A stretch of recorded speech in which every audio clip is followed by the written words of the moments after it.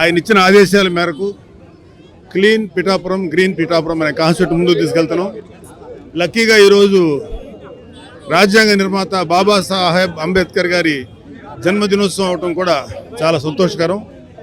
And మన మహానాయకులు ఎవరైతే ఉన్నారో గొప్ప గొప్ప నాయకులు స్వాతంత్రం రాకముందు వచ్చిన తర్వాత కూడా అలాంటి గొప్ప నాయకుల స్ఫూర్తితోటి పిఠాపురం అభివృద్ధికి పవన్ కళ్యాణ్ గారు కృషి చేస్తారు.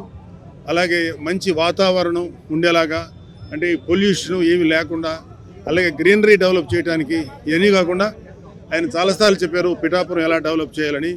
దానికంటూ ఆయన పిఠాపురానికి సపరేట్గా ఒక మేనిఫెస్టో రిలీజ్ చేశారు. అది మీ అందరికీ అందే ఉంటుంది.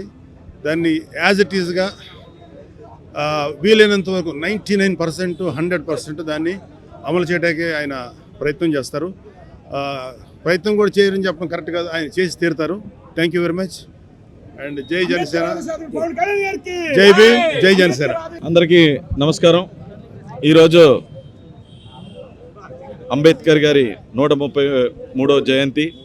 అలాగే దానికోసం మా అధినేత పవన్ కళ్యాణ్ గారు, పిఠాపురం జనసేన టీడీపీ బీజేపీ ఉమ్మడి అభ్యర్థి కొణిదెల పవన్ కళ్యాణ్ గారు ఈరోజు ఒక నినాదం తీసుకున్నారు. అదేంటంటే క్లీన్ పిఠాపురం గ్రీన్ పిఠాపురం. ఈ అంబేద్కర్ జయంతి రోజున దానికి శ్రీకారం చుట్టాం. నేను, మా పార్టీ జనరల్ సెక్రటరీ నాగబాబు గారు, అలాగే జనసేన నాయకులు, వీర మహిళలు, టీడీపీ నాయకులు అందరం కూడా కలిసి ఒక నినాదం తలబెట్టాం. అది ఏంటి అంటే క్లీన్ పిఠాపురం గ్రీన్ పిఠాపురం. ఈ పిఠాపురం నియోజకవర్గం అనేది ఎంత చెత్తగా తయారు చేశారంటే అంత చెత్తగా తయారు చేశారు. మనుషులు బయట తిరిగేటట్టు కాకుండా అన్ని రోగాలు ఇక్కడే అందుబాటులో ఉండేటట్టు, మొత్తం ఎవరు వచ్చినా వాళ్ళ అనారోగ్యం అయ్యేటట్టు, ఏ టూరిస్టులు వచ్చినా, టెంపుల్ కోసం వచ్చినా, బీచ్ కోసం వచ్చినా వాళ్ళు అనారోగ్యంగా తయారు చేసేంత కెపాసిటీని ఈ పిఠాపురానికి ఇచ్చిన ఈ వైసీపీ ప్రభుత్వం ఈ రోజుతో దాన్ని చెత్త అంతా, రోడ్డు మీద ఉన్న చెత్త అంతా ఎత్తి డస్ట్బిన్లో వేసి, అలాగే వచ్చే ఎన్నికల్లో ఈ పిఠాపురానికి పట్టిన చెత్త వైసీపీ ప్రభుత్వం ఇక్కడి నుంచి తీసి పడేసి, అండ్ వచ్చే ఎన్నికల్లో టీడీపీ బీజేపీ జనసేన మొత్తం రాష్ట్రమంతా, అలాగే పిఠాపురం కాకినాడ పార్లమెంట్లో కూడా హైయెస్ట్ మెజారిటీతో గెలవబోతుంది. ప్రత్యేకించి మన కాకినాడ పార్లమెంట్ ఎంపీ గారి గురించి మాట్లాడాలి అంటే, ఆయన 2009లో వచ్చి ఒక గెస్ట్ హౌస్ తీసుకున్నారు. ఒక గెస్ట్ హౌస్ తీసుకుని నెల రోజులు ఇక్కడ హాలిడే చేసుకుని ఎలక్షన్ అయిన రోజునే రిటర్న్ టికెట్ తీసుకుని వెళ్ళిపోయారు. 2010లో ఎక్కడున్నారు, 11లో ఎక్కడున్నారు, 12లో ఎక్కడున్నారు, 13లో ఎక్కడున్నారో ఎవరికీ తెలియదు. 2009లో ఆయనకి మద్దతు పలికిన కూడా ఉన్న నాయకులు, మిత్రులు, బంధువులు అందరినీ కూడా రోడ్డు మీద వదిలేసి వెంటనే కండువా మార్చేసి వీళ్ళని నట్టింటా ముంచేశారు. హైదరాబాద్కి వెళ్ళి కండువా వేసేసుకున్నారు. ఇక్కడ వాళ్ళకి ఒక మాట కౌరు కూడా లేదు. అలాగే 2014లో మళ్ళా వచ్చి ఇంకో కొత్త గెస్ట్ హౌస్ తీసుకున్నారు.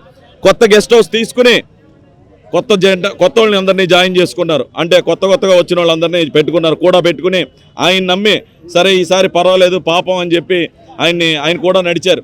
2014లో ఎలక్షన్ అయి కంప్లీట్ అవ్వగానే రిటర్న్ టికెట్ వేసుకుని మళ్ళీ వెళ్ళిపోయారు.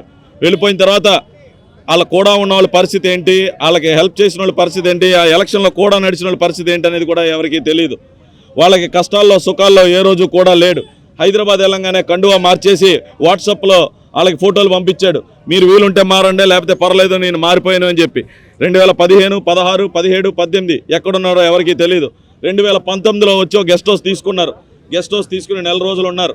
నెల రోజులు ఉండి ఎలక్షన్ అయిపోగానే రిటర్న్ టికెట్ తీసుకోగానే ప్రభుత్వం పోయింది, ఆయన పోగానే మళ్ళా వెళ్ళి ఈ 19లో ఆయనకి సహకరించిన మిత్రులు, బంధువులు, నాయకులు అందరినీ కూడా నట్టింట ముంచేసి ఒక్క ఫోన్ కాల్ కూడా లేకుండా కండువా మార్చేసి వాట్సాప్లో పిక్ పెట్టాడు. పిక్ పెట్టిన తర్వాత వాళ్ళు ఏమయ్యారు, వాళ్ళ కష్టాల్లో సుఖాల్లో ఏ రోజు కూడా లేడు. 2020, 21, 22, 23 ఎక్కడున్నాడో ఎవరికి తెలీదు. 24లో మళ్ళీ వచ్చో గెస్ట్ హౌస్ తీసుకున్నాడు. ఇప్పుడు కొత్త వాళ్ళ అందరి దగ్గరికి వెళ్తున్నాడు. రాత్రిపూట ఆ టీడీపీ నాయకుల దగ్గరికి, జనసేన నాయకుల దగ్గరికి వెళ్తున్నాడు. అంటే కూడా ఉన్న ఎమ్మెల్యేని, కార్యకర్తల్ని నమ్మే పరిస్థితి లేదు అని చెప్పి ఆయనే తేల్చేస్తున్నాడు. ఈ వైసీపీ ఎమ్మెల్యేలని, నాయకుల్ని నమ్మే పరిస్థితి లేదు, మేము ఓడిపోతున్నాం అని చెప్పి రాత్రిపూట దొంగతనంగా గుంటలక్కలాగా కార్లు ఇచ్చి పంపుతున్నాడు వాళ్ళ దగ్గరికి, వీళ్ళ దగ్గరికి. వాళ్ళు జనసేన కానీ టీడీపీ కానీ నీ అక్రమ సంపాదనతో సంపాదించి అక్రమ సంబంధం పెట్టుకుందామని రాత్రిపూటలు తిరిగేదానికి లొంగేదట్టు ఎవరో లేరు. ఎవరైనా రాజకీయాల్లో వస్తే ఎలక్షన్ ఓడిపోతే ఆస్తులు పోతాయి, డబ్బులు పోతాయి. ఈయన మాత్రం 2009లో 100 కోట్లతో వచ్చి 2014కి 1000 కోట్లతో ఎదిగి 2019తో 10,000 కోట్లకి ఎదిగి ఈరోజు 1,00,000 కోట్లు సంపాదించాడు. ఎలక్షన్లో అంత ఖర్చు పెట్టినా ఎలా సంపాదించడం కుదురుతుంది? అధికారం లేకపోయినా సరే ప్రభుత్వంలో ఉండి ఈ పిఠాపురం కాకినాడ నుంచి మొత్తం దోచుకున్న మైనింగ్ అన్ని శాండ్ మైనింగ్ గ్రావెల్ షిప్పింగ్ అన్నీ కూడా ఒకడే. అధికారం రాకముందేనే ఇంత దుర్మార్గంగా అక్రమ సంపదనతో సంపాదించి మళ్ళా వస్తున్నాడు. ఇలాంటి వెన్నుపోటుదారుడు, ఇలాంటి దురదృష్టవంతుడు, ఇలాంటి నమ్మక ద్రోహిని ఎవరో పట్టించుకోరు. సో తెలుగుదేశం జనసేన నాయకుల దగ్గరికి రావటం మానే, ఏమాత్రం సిగ్గున్నా సరే ఈ రాత్రిపూట షాపింగ్లు మానేసి నీకు దమ్ముంటే అట్లీస్ట్ ఇప్పుడైనా నీకు ఎంతోమంది నువ్వు ఇంత నమ్మక ద్రోహం తెలిసిన తర్వాత కూడా నీతో వైసీపీలో కొంతమంది నడవటానికి సిద్ధంగా ఉన్నారు. వాళ్ళనైనా బుజ్జగించు, వాళ్ళనైనా ప్రేమించు. వాళ్ళ దుర్మార్గులైనా సరే వాళ్ళైనా నీతో నడుపుతానికి సిద్ధంగా ఉన్నారు. కొంచెం వాళ్ళనైనా ప్రేమించు, వాళ్ళనైనా నమ్ము. దయచేసి విన్నపిస్తున్నా, ఇక ఈ పనులు మానేసాయి. నీకు ఎలాగా ఈ 2024 తర్వాత మళ్ళీ రిటర్న్ టికెట్ ఎలాగా తీసుకున్నారు సునీల్ గారు? మీరు ఆ రిటర్న్ టికెట్ కన్ఫర్మ్ చేసి వచ్చే ఎన్నికల్లో కంపల్సరీ మే 13వ తారీఖున మిమ్మల్ని దయచేసి దగ్గరుండి మేము అందరం పంపిస్తామని చెప్తూ ఈరోజు ఈ క్లీన్ పిఠాపురం గ్రీన్ పిఠాపురం ఎప్పటికీ కొనసాగుతుంది. అండ్ ఈ 175 నియోజకవర్గాల్లో ది ఎగ్జాంపుల్ బెస్ట్ నియోజకవర్గంగా పిఠాపురం, బెస్ట్ పార్లమెంటరీగా అది కూడా పవన్ కళ్యాణ్ గారి సహకారంతో. ఎందుకంటే ఆయన నుంచునే ఒక పార్లమెంట్ కాబట్టి ఆయన నుంచున్న ఈ పిఠాపురం, ఆయన నుంచున్న ఈ పార్లమెంట్ కూడా ది బెస్ట్ కాన్స్టిట్యున్సీస్. 175లో అసెంబ్లీని, 25లో పార్లమెంట్ని కూడా కంపల్సరీగా తీర్చిదిద్దామని చెప్పి మాటిస్తూ సెలవు తీసుకుంటున్నాను. ధన్యవాదాలు. సో గైస్, వంగ గీత గారు గత 5 ఏళ్ల నుంచి పిఠాపురంలో చాలా అరాచక పాలన చేస్తున్నారంటూ చాలామంది ప్రజలు కూడా చెప్తా ఉన్నారు. సో ప్రస్తుతం మనతో పాటు మాట్లాడడానికి బంగారు బాబు అనే వ్యక్తి ఉన్నారు. ఒకసారి ఆయన అడిగే ప్రయత్నం చేద్దాం. సార్ నమస్తే. నమస్తే అండి, చెప్పండి. 5 సంవత్సరాల నుంచి ఇక్కడ అరాచక పాలన ఉంది అని చెప్పేసి అంటున్నారు. ఏంటి అరాచకాలు, ఏంటి, ఏమైంది? అరాచక పాలన అంటే అండి, ఇప్పుడు 5 సంవత్సరాలు బట్టి 2019 నుంచి 2024 వరకు అరాచక పాలన అండి. మేము ఎందుకు అంటున్నామంటే, ఇప్పుడు ఒక అరుగుడ ఉండి పెన్షన్ పెట్టుకుంటే నీకు 1000 చదరపు గజాలు, వాళ్ళకి ఇష్టం 1000 చదరపు గజాలు దాడిపోయిందండి. టీడీపీ పార్టీ వాళ్ళకి పెన్షన్ కానీ వైట్ కార్డు కూడా క్యాన్సిల్ చేస్తారండి. అదే పార్టీకి సంబంధించిన వ్యక్తి అని తెలిస్తేనా? పార్టీకి సంబంధించిన వ్యక్తి అని తెలిస్తే క్యాన్సిల్ చేస్తారండి. అదే మళ్ళీ 1000 చదరపు గజాలు వైసీపీ వాళ్ళకి ఉండొచ్చండి, వాళ్ళకి క్యాన్సిల్ అవ్వండి.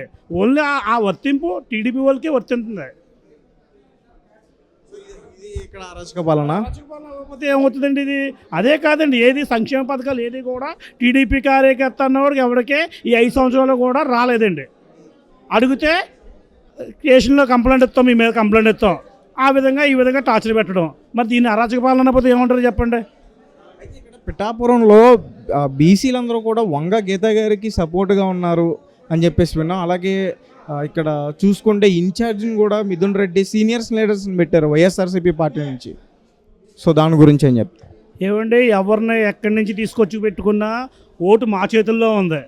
మితిన్ రెడ్డి రావండి, మితిన్ రెడ్డి గారు వాళ్ళ అబ్బాయి రానివ్వండి, లేకపోతే కాకినాడ నుంచి కన్నబాబు రానివ్వండి, తుని నుంచి రాజా రానివ్వండి, వాళ్ళు ఎవరికి ఓట్లు లేవు కదండి. ఓట్లు మా దగ్గర ఉన్నాయి, మేము వెయ్యాలి కదా. ఎవరికే మాకు ఎవరో నచ్చితే వాళ్ళకి వేద్దారు. మేమే కాదు, మా జనాలు కూడా పిఠాపురం 2,30,000 మంది జనాలు కూడా ఓటర్స్ కూడా ఎవరు నచ్చడం అంటే వాళ్ళకి వేసుకుంటారు తప్ప వాళ్ళు చెప్పినట్టు ఎవరో వేయరండి. ఇవాళ ఎక్కువగా ఈ 5 సంవత్సరాలు వర్మగారు ప్రజల్లో తిరిగారు కాబట్టి కష్టమైన సుఖమైన ఏ రోజు కూడా వర్మగారు ఇంటి దగ్గర ఉండరు, ప్రతిరోజు కూడా ప్రజల్లోనే తిరుగుతారు. అందుకని ప్రజల్లో కొంచెం దగ్గరగా ప్రజలకి వర్మకి దగ్గర సంబంధాలు ఉంటాయి. ఎందుకంటే దగ్గరగా ప్రతిదానికి ఊళ్ళో ప్రతి గ్రామంలో రోజుకి 2-3 సార్లు టచ్లో ఉండడం వల్ల ప్రతి ఒళ్ళు ఏ కష్టం వచ్చినా వర్మగారు ఫోన్ చేసి హాస్పిటల్ రానివ్వండి, హాస్పిటల్లో సమస్య వచ్చినా, లేదంటే రైతులకు వాటర్ రాకపోయినా, చదువుకుంటే కుర్రోళ్ళకి ఏదైనా కాలేజీలో సీట్లు రాకపోయినా, స్కాలర్షిప్ రాకపోయినా, ఏ టు జెడ్ చిన్న 10 సంవత్సరాల కాన్వెంట్లో సీట్లు రాకపోయినా, పుట్టిన పిల్లకాడి నుంచి చనిపోయే వరకు కూడా ప్రతి ఓడికి వరంగారితో టచ్లోనే ఉంటారు. ప్రతి ఓడి అవసరం తీరుతాడు అలాగే ఫోన్లోనే. అధికారం ఉండే, ప్రతిపక్షంలో ఉండే, అధికారం నిలదీసి అడిగి ఆ సమస్య అక్కడితో క్లియర్ చేస్తాడండి వర్మ అన్నవాడు. అందుకని వర్మ ప్రజల్లో దగ్గరగా ఉంటాడండి. ప్రజలు నాలుగు మీద ఇంట్లో పెద్ద కొడుకు కింద చూస్తారు. ప్రతి కుటుంబంలో కూడా వర్మగారిని అయితే పెద్ద కొడుకు కింద చూస్తారండి. అందుకే ఇప్పుడు వర్మగారు ప్రచారం చేసినా చేయకపోయినా పవన్ కళ్యాణ్ గారు గెలుస్తారు అంటున్నారు. జరిగే పనేనా? ఏమండి, పవన్ కళ్యాణ్ గారు నెగ్గుతారనేది మేము అనకూడదు. ఎందుకంటే పొత్తులో భాగంగా చంద్రబాబు నాయుడు గారు వర్మ గారికి చెయ్యాలన్నారు. హార్ట్ఫుల్గా చేస్తున్నారండి ఆయన. ఉదయం అక్కడ ఎన్ని గంటలు ఎత్తున్నాడో తెలియదండి. మాకు పిఠాపురం వచ్చేటప్పటికి 6 గంటలకి ఇక్కడ పిఠాపురం ఉంటాడండి. ఎండాకాలంలో కూడా 1 గంట వరకు గ్రామంలో ఇవాళ పొద్దున్నేసి 28, 29, 27 3 వార్డులు ఇప్పటికి తిరుగుతూనే ఉన్నారండి. డోర్ టు డోర్ తిరుగుతున్నారు. సాయంకాలం ఈ లోపల మళ్ళీ మధ్యాహ్నం ఉన్నది కమిటీ వాళ్ళతో మీటింగ్లు ఉంటాయండి. సాయంత్రం మళ్ళీ వేరే గ్రామం పెట్టారండి, ఇరవాడ పెట్టారండి. ఇవాళ ఇరవై గ్రామం అంతా కనీసం అక్కడ 4000 మంది మేజర్ పంచాయతీ అండి. అది అక్కడ తిరగడం కూడా సాయంత్రం వరకు నైట్ అంతా సరిపోద్దండి. అంటే అంత హార్ట్ఫుల్గా తిరుగుతుందండి వరమన్నవాడి ఇవాళ. అంటే జనసేన పవన్ కళ్యాణ్ నెగ్గాలన్న ఉద్దేశంతో, పవన్ కళ్యాణ్ గారు తర్వాత ఎంపీ క్యాండిడేట్ ఉదయ్ శ్రీని గారు ఇద్దరు నెగ్గాలన్న ఉద్దేశంతో